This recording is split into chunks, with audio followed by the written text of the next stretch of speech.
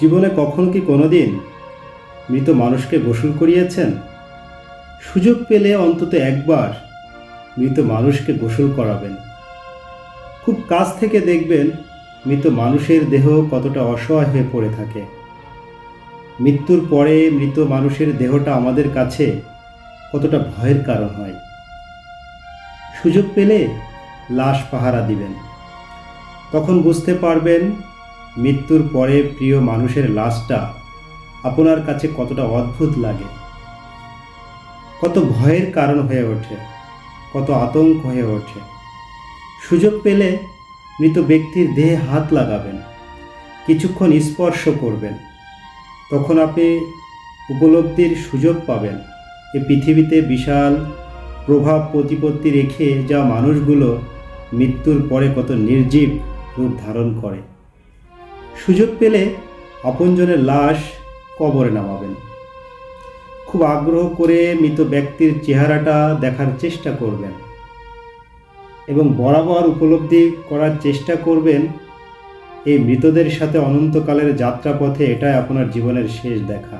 জীবনের সুযোগ পেলে মাঝরাতে নীরবে কবরের পাশে গিয়ে কিছুক্ষণ দাঁড়াবেন, এরপর মনে মনে চিন্তা করবেন জীবনের লাভ ক্ষতির হিসেবে এই মৃত মানুষগুলো এই পৃথিবীতে কী বা করে গেছেন, কাদের রেখে গেছেন।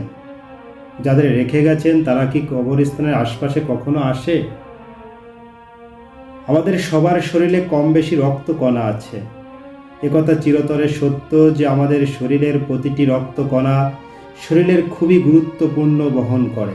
অথচ আমাদের শরীর থেকে কোনো রক্ত কণা যদি বেরিয়ে যায় সেটির যেমন কোনো গুরুত্ব থাকে না, তেমনি আমাদের শরীর থেকে প্রাণটা বেরিয়ে গেলেও অন্যের কাছে শরীরের কোনো মূল্য থাকে না। আমাদের জীবনটা বড়ই বৈচিত্র্যময়, এর জন্য মায়া, ওর জন্য মায়া, কত ভালোবাসা দেখাই। আমার ছেলে, সে তোমার ছেলে, ও আমার মেয়ে, ও অমকের ভাই, কত কিছু। তবে সেই মানুষগুলো সবার আগে তোড়জোড় শুরু করবে আপনার মৃত্যুর পর।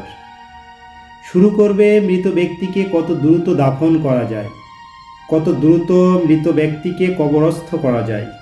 আমাদের জীবনটা আসলেই সাময়িক।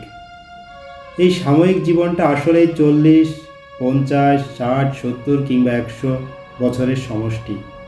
অথচ আমরা কখনোই মৃত্যুর কথা না ভেবে অঢেল সম্পত্তি অর্জনের জন্য সমস্ত সময় বিভিন্ন চিন্তায় ব্যস্ত থাকি।